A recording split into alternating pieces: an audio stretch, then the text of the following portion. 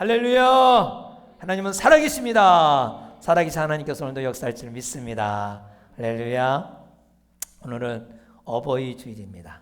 그래서 우리를 낳으시고 기르신 부모님을 많이 생각할 텐데 많이들 돌아가셨기 때문에 또 그렇게 또 민감하게 받아들이지 않지만 왜 어버이 주일을 주셨는가?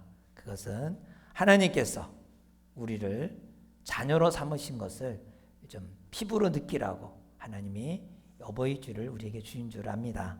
그래서 하나님이 나를 얼마나 사랑하는지 독생자 예수님까지 희생하시면서 아버지의 그 희생하심, 아들의 희생을 통하여 자녀를 삼아주신 그 사랑을 다시 한번 기억하며 고백할 수 있는 시간이 되기를 바랍니다. 오늘 설교 제목이 참 의아할 것입니다. 잘 되는 교회, 망하는 교회. 근데 현실적이죠. 좀 너무 이렇게 좀 급진적이기도 하지만 그러나 정말 모든 단체가 잘 되는 단체가 있고 망하는 단체가 있습니다. 또 망하는 나라가 있고 흥하는 나라가 있습니다. 사업에도 보면 아주 크게 흥하는 사업이 있고 점점점 망하는 사업이 있습니다. 가정에도 보면 점점점 잘 되어서 정말 흥하는 가정이 있는 반면 어떤 가정은 점점점 망하는 가정이 있습니다.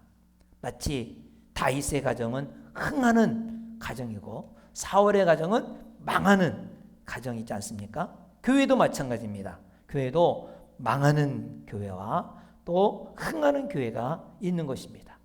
그것을 우리가 살펴볼 텐데 흥할 수밖에 없는 단체는 잘 되는 단체는 그 표징이 있어요. 잘 될 수밖에 없다는 거예요. 잘 될 수밖에. 근데 또 망하는 단체, 안 되는 단체는 망해가는 것이 보여지고 그리고 그의 그 징조가 있습니다. 징조가 있어요.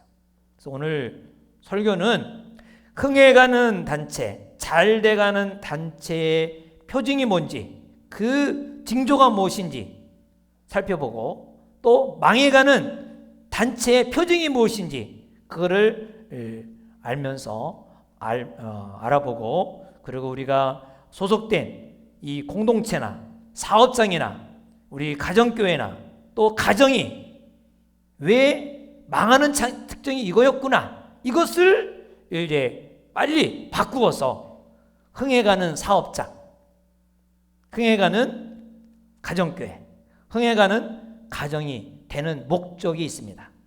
잘 되는 역사가 있기를 주의 이름으로 축원합니다. 오늘 정말 설교가 아주 중요한 시간입니다. 뼈에 우리의 이 피부의 뼛속에 꼭 박혀 들어가기를 바랍니다.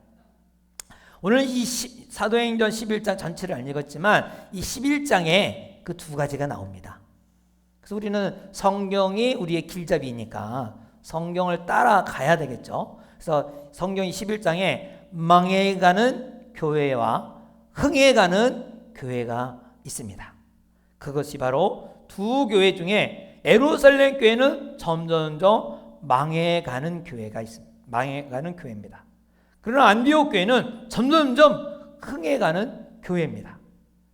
망해가는 교회의 특징, 바로 예루살렘 교회를 보면 이러면 망하는구나, 이래서 망하고 있구나를 우리가 찾아보면 됩니다.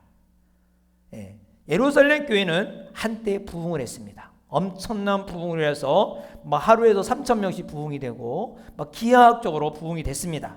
그런데 스데반을 핍박을 받은 계기로 이제 교회가 완전히 해체 위기입니다. 해체 위기예요. 왜냐하면 헬라파 그리스도인들이 다 흩어졌어요. 이제는 남은 사람들이 누구냐? 하나의 약간 오리지널 헬라파가 아니라 히브리파 사람, 사도들, 그러니까 몇몇 사람들이 이제 모여 있는 것입니다. 이 예루살렘 교회의 주류가 할례자들이라 그래요. 할례자. 근데 할례당이라고 저는 표현하겠습니다. 2절에 보면 베드로가 예루살렘에 올라갔을 때에 할례자들이 비난하여, 여기 할례자, 할례자가 할례당입니다. 할례당. 이스라엘 사람들은 원래 태어나면 8일이면 다 할례를 합니다. 그러니까 모두가 할례 사람들이에요. 그런데 굳이 할례자들이 이렇게 나오는 것은 특징이 있어요. 이 할례 뭔가 있어요. 왜 이 사람들은 할례당이라 그러냐? 할례자리느냐? 예수님이 어느 땅에 태어났습니까? 유대 땅 안에. 어느 그 족속, 어느 민족입니까? 유대 민족이에요. 그러니까 예수님이 유대 민족으로 태어났기 때문에 이방 사람들이 예수를 믿으면 뭘 받아야 된다? 유대인처럼 할례를 받아야 된다. 이걸 주장하는 사람들이에요. 그러니까 우리들도 이방인이니까 유대인은 아니잖아요. 저기 이스라엘 사람 아니죠. 우리도 뭐 받아야 된다? 할례를 받아야 된다고 주장하는 것이 할례자, 할례파들이랍니다. 할례당이라는 거예요. 뭐 할례 뭐 처음 교회에 오시는 분들은 할례가 뭔지 모르겠지만은 그게 이제 남자 아이 포경수술 이렇게 생각하면 됩니다. 그러니까 근데 이 예루살렘 교회의 주축을 이루는 사람들이 할례당이에요. 할례당. 예루살렘 교회의 특징, 이 바로 할례당, 이 망하는 자의 특징이라는 거예요. 정통의 노예가 되어서 할례를 꼭 받아야 된다. 이걸 강조하는 거예요. 네. 사도행전 10장에 보면 베드로가 가이사라에서 사는 고넬로 백부장의 집에 갔죠. 지난주에 가갖고 거기서 말씀을 전하니까 성령이 임했죠. 그래갖고 거기 사람들이 식구들이 여기서 좀 머물고 있다 가라고. 그래서 며칠을 더 머물었어요. 머물고 거기서 밥을 먹고 그런 거예요. 예루살렘 교회에서 소문이 들은 거예요. 야, 이방인 사람들이 세례를 받고 그랬다. 이제 성령이 받았다. 그런데 베드로가 어디에? 고넬료 집에 머물렀다. 이 소문이 들린 거예요. 또. 그래서 이 3절에 보면 이제 베드로가 이제 겨우 이제 그 예루살렘에 들어가니까, 예루살렘에 이제 다시 돌아가니까 그 할례 당들이 청문회를 열은 거예요. 청문회. 베드로 딱 갖다 놓고 청문회를 열었어요. 그래서 3절에 나오잖아요. 이르되 네가 무할례자의 집에 들어가 함께 먹었다 하는 거예요. 그거 너 잘못됐다. 그러면서 베드로를 지금 막 그거에 대한 청문회를 열고 있는 거예요. 여러분, 이 지난주에도 말씀을 드렸죠. 이스라엘 사람들은 자신의 경건을 위해서 어디에 안 들어간다? 이방인의 집에 가서 안 잔다. 이방인의 집에 가서 밥을 안 먹는다 했어요. 왜요? 그 사람들이 귀한 손님 왔다고 돼지고기도 내놓을 수도 있고 또 뭐 피 묻은 고기를 내놓을 수도 있고 부정한 음식을 내놓을 수 있거든요. 부정한 음식. 이스라엘 사람들은 이 돼지고기 안 먹고 그리고 피가 있는 그런 고기는 안 먹거든요. 피채 요리한 거를. 그러니까 혹시라도 먹을 수도 있기 때문에, 그런 거 내놓을 수도 있기 때문에 이방인 집에 아예 가지도 않고 자지도 않고 먹지도 않는 거예요. 그런데 베드로가 이방인의 집에 머물러서 며칠을 머물러서 금식한 건 아니고 먹었잖아요. 그거에 대한 청문회를 하고 있는 거예요. 할례 당들이. 근데 여러분, 예수님이 이 땅에 오셔서 뭐라고 말씀하셨죠? 예수님은 율법을 완성하러 오셨어요. 그렇죠? 그래서 이 마가복음 7장 15절에 보면 음식에 관하여 이렇게 말을 했어요. 바깥에서 사람에게 들어가는 것이 능히 사람을 더럽히게 하지 못하되 사람이 안에서 나오는 것이 사람을 더럽하게 한다 했습니다. 그렇기 때문에 무엇이든지 바깥에서 들어가는 것이 능히 사람을 더럽히지 못한다. 결론적으로 19절에 보면, 7장 19절에 보면 모든 음식은 깨끗하다. 이렇게 아예 예수님이 음식에 대해서 정결법을 그냥 선포를 했어요. 그러니까 들어가는, 사람들에게 들어가는 것이 음식 그 자체가 더러운 것이 아니다. 뭐가 더럽다? 나오는 것이 더럽다. 그렇죠? 사실 나오는 게 밑으로 나오고 또 이렇게 공기를 산소를 공급하고 이 숨을 내쉬면 이산화탄소를 내보내고 들어가고 나오는 게 돼. 그리고 말도 좀 예쁜 말하면 더 좋겠죠. 그러면서 이렇게 말씀하셨는데, 그런데 아직도 이 정결 의식에 연연해서 베드로가 이방인의 집에 들어간 거에 대해서 경건하지 못한 짓을 했다고 청문회를 지금 여는 것입니다. 이 할례당이 문제 삼는 것은 뭡니까? 전통의 노예가 되어서, 전통에 의해서 그거에 대해서 청문회를 여는 거죠. 망해가는 단체는 옛날의 사고방식을 고수하고 바꾸지 않는 데에서 망입니다. 전통은 나쁜 것이 아니죠. 전통이 세워진 이유가 있어요. 그렇기 때문에 그것을 유지하고 또 안정감을 줍니다. 전통은 존중해야 되고 전통은 아주 좋은 일입니다.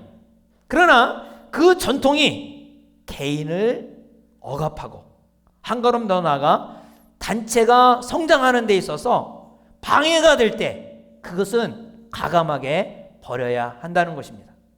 할례당들은 이 전통의 노예가 되어서 이것을 버리지 못했어요. 이런 사람들이 주류가 되어서 예루살렘 교회를 망하게 만드는 것입니다. 요즘 시대로 바꾼다면 옛날 방법으로 살려고 하면은 가정이나 직장이나 그 어떤 것도 잘 될 수가 없어요. 사업이나 교회나 가정이나 잘 되는 단체와 안 되는 단체 따지고 보면은 이 정말 정통이 그 개인을 억압하고 단체를 억압할 때 결과적으로 그 단체는 무너지고 아니면 망하고 없어지는 거죠. 한번 가정을 한번 생각해 볼까요? 여러분, 옛날에는 우리는 전통적으로 6.25의 사상 속에서 가부장제, 그래서 아버지는 그냥 가정의 최고의 신이야. 딱 앉아갖고 담배대 하나 딱 물고 재떨이 가져와, 물 냉수 가져와, 그럼 위에 갖다 놓고 딱. 지금 그런 사람 있어요? 그랬다가는 아마 비밀번호 바꿔놓고 이사 갈 때는 거기다 놔두고 갈 거야. 요즘에 제가 형님이 우리 아주 그냥 그런 스타일인데 어제 잠시 인사하러 갔더니 빨래를 널고 있더라고. 빨래 거실에서 빨래를 막 열고 있는데 얼마나 그냥 거실에 쫙 빨래를 열고 있어요. 엄청난 빨래를 열고 내가 도와줄까 그러다가 말았어요. 형님 일이니까. 그런데 그 빨래를 널어주는 거를 보면서 이제 우리 형수 얼굴을 보니까 너무 행복해 보이더라고요. 그 얼굴이 건강해졌어요. 그전에는 맨날 억압하고 막 할 때는 얼굴이 긴장이 되니까 얼굴이 막 좀 이렇게 힘들었는데 지금은 이 형이 이렇게 막 도와줘서 그런지 몰라도 건강해지고 활력이 생겼더라고요. 근데 옛날에 이제 그게 안 해요. 아내도 마찬가지. 요즘에는 아내가 옛날에는 밥이나 하고 소뚜껑 운송만 하면 된다. 무슨 학교 가냐? 밥만 할 줄 하면 된다. 그럼 학교도 안 보냈잖아요. 그래서 얼마나 지금 그렇게 한 사람들은 고생을 많이 하잖아요. 그때 공부했으면 지금 뭔가를 열심히 일할 텐데 그때 소뚜껑 운전수만 하면 된다. 공부 학교를 안 보내고 막 그러니 그냥 뭔가를 하고 싶어도 하지 못할 때가 얼마나 많아요. 근데 요즘에 아내들이 어떻게 해요? 밥만 합니까? 얼마나 일을 많이 하고 좀 바깥에서 활동도 많이 하죠. 주부의 위치가 달라졌어요. 옛날 주부 그럼 밥만 하고 청소만 하는 사람, 애나 키우는 사람 이렇게 인식했는데 지금은 그렇지 않잖아요. 아이들도 마찬가지예요. 애들이요 내 말 들어! 막 명령적으로 하면 애들이 막 벌써 집 나가버려요. 명령적으로 하면 우리 아버지하고는 도저히 살 수가 없다고. 요즘엔 달라요. 왜? 애들한테 배울 게 많아. 스마트폰부터 배우잖아요. 그러니까 사실 애들 자녀와 옛날에 유교 시대에 막 이래라 저래라 하는 시대하고 달라요. 완전히 바뀌었어요. 전통을 존중하되 옛날 하던 방식이 그 가정이나 그 단체나 그게 소통이 안 될 때, 발전의 걸침돌이 될 때는 그거를 파괴하고 진취성을 가지고 발전에 나가야 되는 것입니다. 그래서 우리가 가정에서도 야 이거는 내가 이거 무너뜨리면 안 되겠다 하는 것들이 있다 할지라도 이것이 가정의 행복을 깨거나 이것이 우리 단체에 깨거나 그럴 때는 그거를 과감하게 버려야 된다. 할례당은 정통을 굉장히 고수하고 붙들었어요. 두 번째 할례당은 부정적이었습니다. 부정적인 사람이 할례당이에요. 어떤 단체든지 망하는 단체는 어떤 단체냐? 바로 부정적이에요. 지금 이방인들이 하나님을 모르던 이방인들이 성령을 받아서 하나님 백성이 된 거 얼마나 기쁜 일이에요. 박수치고 환영할 일이죠. 정말 그렇게 환영해야 되는데 오히려 이 할례당들은 무엇이 들어온 거니? 베드로가 이방인하고 밥 먹은 거 그것만 들어온 거예요. 그것만. 아이 지금 멀리 갔다 왔으니까 막 이방인들이 복음 듣고 구원받았다고 했으면 야 고생했다고 박수 쳐주고 막 오히려 좀 칭찬을 해줘야 되는데 오자마자 너 이방인의 집에서 밥 먹었어 막 그러면서 이 문제를 먼저 보는 거예요. 문제를 보는 거예요. 부정적인 사람은 내가 가진 것보다 모자라는 것을 보게 돼. 모자라는 거 항상 모자라는 게 보이고 사람을 볼 때 장점이나 단점보다도 이 약점이 먼저 보이는 거예요. 그래서 이 부정적인 사람이 단체의 주류가 되면 그걸 이끌어가는 사람이 되면 그 단체는 반드시 망하는 사람이 된다는 거예요. 망하는 단체가 된다는 거예요. 여러분 한번 점검해 봐야 돼요. 내가 사람을 볼 때 멋있는 거 먼저 보는가 아름다운 거 아니면 그 중에 티를 먼저 보는가 보이는가 아유 이게 뭐야 요거 그 사람을 볼 때 먼저 칭찬거리가 나오는가 아니면 티를 먼저 보는가 그게 바로 부정적인 사람인가 긍정적인 사람인가를 자기 스스로가 느끼는 거예요. 교회에 부흥하는 교회를 연구한 사람이 있어요. 대표기도 오늘 정말 제가 은혜를 받았어요. 대표기도 하신 분은 망하는 교회의 대표기도와 흥하는 교회의 대표기도가 있다는 거예요. 흥하는 교회의 대표기도와 망하는 교회의 대표기도 무엇인지 아십니까? 거기에 얘기하기를 우리 목사님이 단위에서 인간적인 소리를 하지 말고 하나님의 말씀만 전하게 하여 주옵소서. 성도들이 자기들끼리 자기만 생각하지 말고 하나님을 사랑하는 마음 가지고 사랑하게 하여 주옵소서. 저는 이 기도문이 좋은 기도문이라 생각을 해봤는데 아니라는 부정적인 단어라. 부정적인 기도라는 거죠. 망하는 교회의 전형적인 기도. 망하는 교회. 이런 대표자의 기도는 그 교회는 벌써 망한다는 거예요. 안 된다는 거죠. 그래서 목사님이 인간적인 말을 할까 봐 걱정하고 또 성도들이 사랑이 없다고 질책하는 기도. 이러한 기도는 벌써 부정적인 마인드를 가지고 있기 때문에 그 공동체는 망할 수밖에 없다 하는 거죠. 그러므로 이 사업장에도 교회에도 이 대화를 보면은 사람들끼리 대화하는 걸 보면은 이 단체는 살아있는 단체고 잘 되는 단체가 되겠다. 기대가 되고 또 이 단체는 망할 수밖에 없다. 이거는 뭐 쪼그라든다. 이게요. 흥하는 교회 대표 기도는 감사가 많은 감사. 할렐루야. 없는 것을 부인하는 것이 아니라 주신 것에 대해서 먼저 감사하는 주신 것에 대해서. 문제가 있다는 것을 무시하는 게 아니라 그런 문제를 주신 문제는 다 하나님께 있는 거니까 하나님이 그 문제를 주셨잖아요. 하나님 그이 또 해결해 주실 것을 생각하고 감사를 하는 감사. 그러니까 자 우리 정말 생각을 해보시면 돼요. 우리 교회나 우리 가정이나 내가 감사를 먼저 찾는가 아니면 문제를 먼저 찾는가. 우리 자신을 한번 살펴보기 바랍니다. 부정적인 표현이 나온다는 것은 나로 인하여 교회가 망하고 있고 우리 가정이 망하고 있다는 것입니다.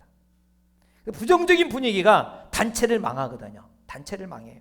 그러므로 부정적인 분위기를 긍정적인 분위기로 바꾸면 조직이 망하는 데서 잘 되는 거로 흥하는 대로 바뀌는 것입니다.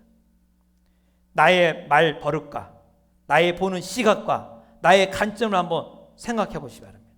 대화 가운데 감사가 많이 나오는가? 불평이 먼저 많이 나오는가?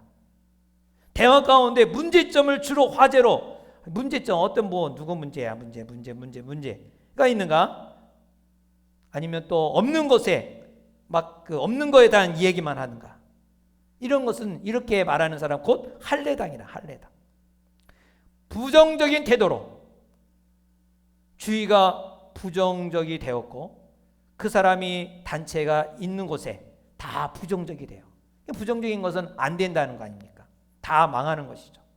그러나 사랑하고 서로 사랑하고 섬기면 하나님은 그 사랑하는 사람, 이 수용할 준비가 되어 있는 곳, 그 수용할 준비한 곳에 사람을 보내주는 거죠. 잘 되는 거죠. 하나님께서 준비된 교회에 또 준비된 목장에 사람을 보내주시고 또 하나님이 인도해 주십니다. 그래서 대화할 때 문제점에 초점을 맞추기보다 바로 없는 것에 초점을 맞추지 말고 이미 주신 거에 대해서 초점을 맞추고 얘기를 하고 상대의 잘못을 말하기 전에 그 사람이 잘한 것을 먼저 칭찬하고 또 격려해주고 이것이 중요합니다. 우리가 긍정적인 사람이 되어서 긍정적인 분위기를 만들면 우리가 다니는 직장, 우리가 행하고 있는 사업장, 우리 가정, 또 우리 교회가 귀한 흥하는 축복이 있을 줄 믿습니다. 예루살렘 교회는 할례당이 주를 이루고 있었기 때문에 망할 수밖에 없었다는 것입니다.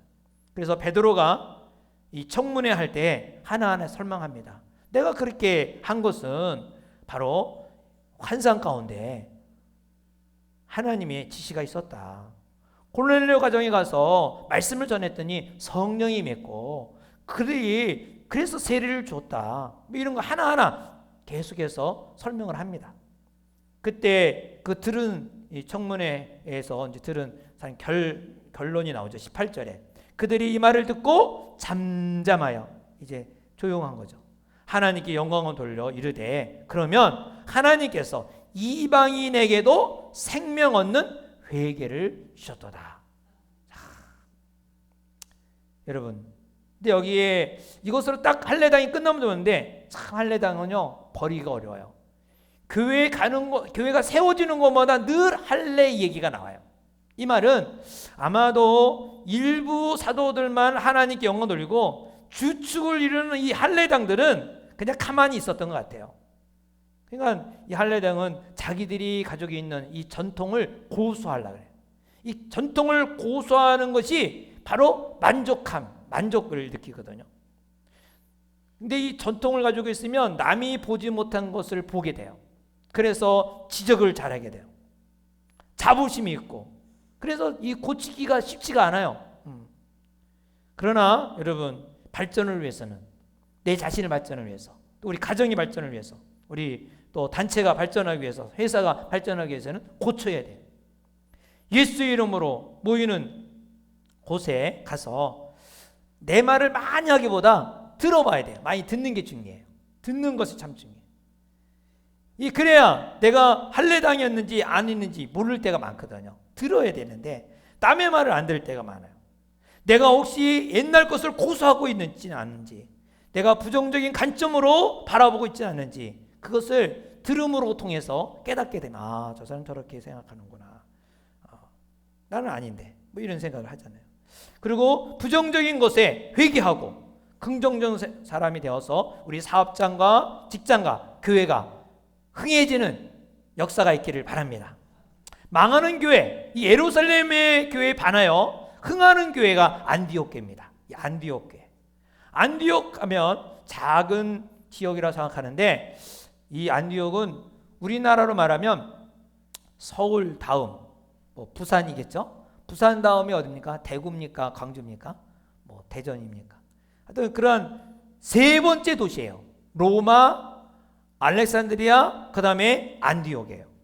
이 안디옥은 주전 300년에 그 당시에 지배하던 황제가 아버지를 기념하여서 안티오코스를 기념하기 위한 신설 도시, 신도시입니다. 신도시.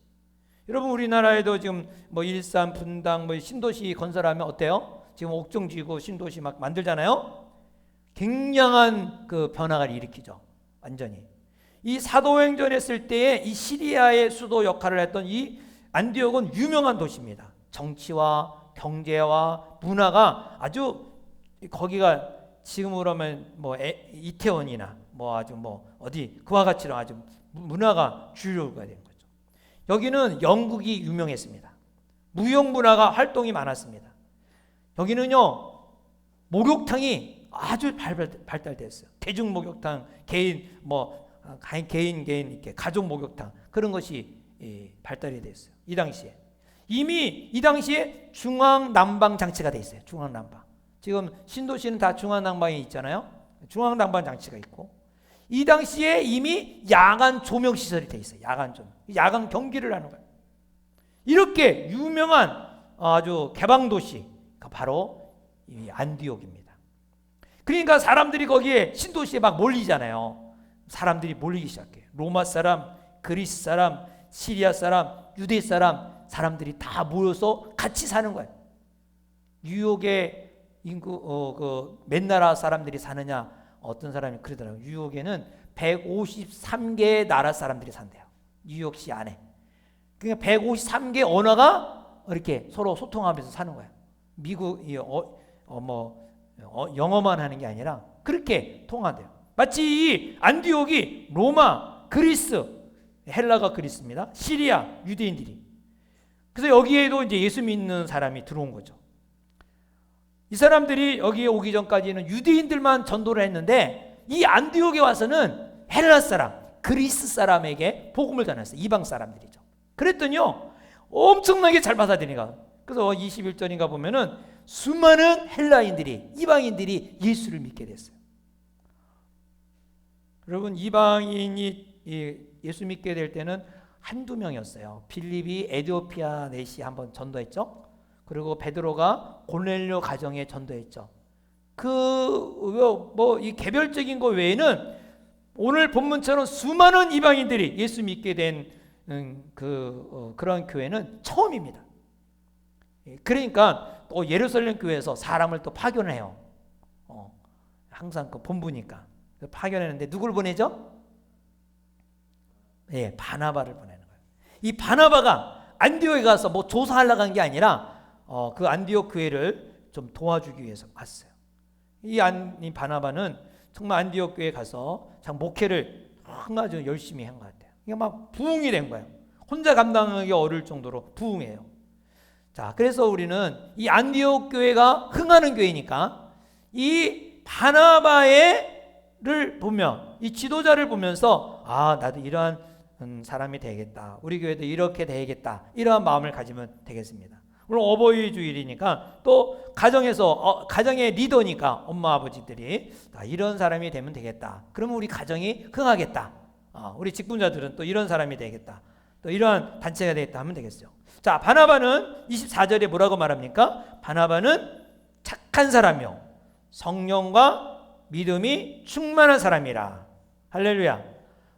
바나바는 착한 사람이래. 착한 사람의 말은 인격적인 사람이다. 지정의가 갖춰진 사람. 그러니까 이 사람은 존경받는 사람이라는 뜻이에요.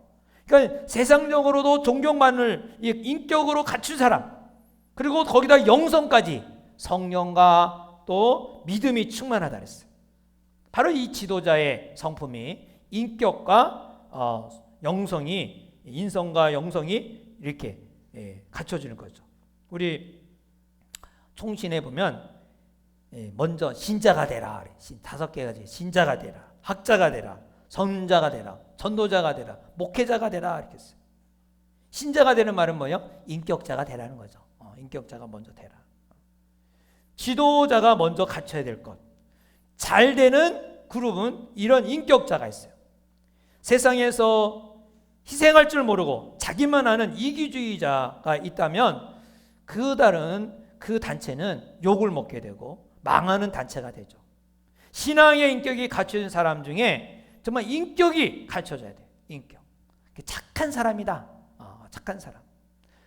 남다르게 돈을 많이 버는 사람 보면은 남이 가지고 있지 않는 독특한 인격을 가지고 있어요. 그 사람만이 가지고 있는 인격이 있어요. 남다른 근면성이 있든가, 남다른 성실성이 있든가, 남다른 정직성이 있든가, 남다른 공평성이 있든가. 많은 사람들이 이걸 모르고 저 사람 돈 버니까 나도 돈 벌어야겠다. 뭐 기술만 가지고 돈 벌어요. 다 망해요. 여러분 기술 가지고 돈 버는 게 아니에요. 돈 가지고 돈 버는 것도 아니에요. 나중에 끝에 성공은 인격이에요. 인격이에요. 우리도 큰 교회 목사님들을 이렇게 보면은 전 그 목사님의 남다른 그 뭐가 있어요. 아주 겸손한다든지 온유한다든지 사랑이 많든지 그냥 큰 교회가 되지 않더라고요. 거기에 나름대로 정말 인격이 갖춰진 것이죠. 그래서 흥하기 위해서 잘 되기 위해서는 먼저 뭐예요? 인격. 바나바에는 인격이 있고 교회는 바나바를 본받는 그런 성도들이 있는 것이죠. 사업에 성공하든지 가정이 잘 되든지 인격 면에서 우리가 잘 결판이 난다는 것을 아셔야 되겠습니다. 그러니까 우리가 잘 되려면 누구처럼 되면 되냐? 바나바처럼 되면 다 됩니다. 바나바처럼 착한 사람이고 성령과 믿음이 충만한 사람이면 무엇을 하든지 그 사람은 성공하는 사람이에요. 기술보다 사업에 성공할 수 있는 인격을 먼저 갖춰야 됩니다. 목장이 부흥하려면 그 목자가 또 목원들이 인격을 갖춰야 됩니다. 흥하는 가정이 되기 위해서는 자녀에게 무엇을 많이 사주는 것보다 인격을 가르쳐야 돼요. 인격. 이 자녀에게 인격을 가르치는 게 중요해요. 돈만 주면서 뭐 사 먹으라 그러고 돈 때문에 더 어려움을 당할 수 있죠. 부모님, 그러니까 우리가 어버이 주일을 맞이해서 우리 자신이 먼저 이런 착한 사람으로서 믿음이 충만한 사람, 성령이 충만한 사람으로 될 때에 그 가정은 아주 흥할 수밖에 없고 잘 될 수밖에 없는 것이죠. 흥하는 단체, 흥하기 위해서는 이 구성원들이 인격이 갖춰져야 된다는 것입니다. 그래서 어떻게든지 지정의로 내가 다른 사람들이 욕먹는 게 아니라 정말 저 사람은 착한 사람이야. 저 사람은 사람이 됐어. 정말 성도답다. 뭐 이렇게 인정을 할 수 있도록. 두 번째로는 동역할 줄 알아야 된다. 동역. 성공하는 단체는 모두가 동역하는 사람이 있어요. 동역자. 바나바가 예루살렘에서 안디옥으로 와서 이 정착하고 이 동역이 필요했어요. 그래서 10년 전에 헤어졌던 사울에게, 이 바울에게 찾아갑니다. 이 안디옥에서 다소까지는 무려 160km 정도 떨어진 100마일이라 그래요. 근데 그 먼 길을 걸어서 찾아가서 데려와요. 소문에 의해 보니까 이 바울이 거기서 막 복음 전하고 교회를 막 세운다는 소문이 들은 거야. 복음에 열정이 있는 거죠. 그래서 이 바나바가 이 바울을 찾아가서 데려와요. 바나바가 이 바울과 동역해서 안디옥 교회가 뭐라고 소리가 들리는 거니? 그리스도인이라고 들리게 돼요.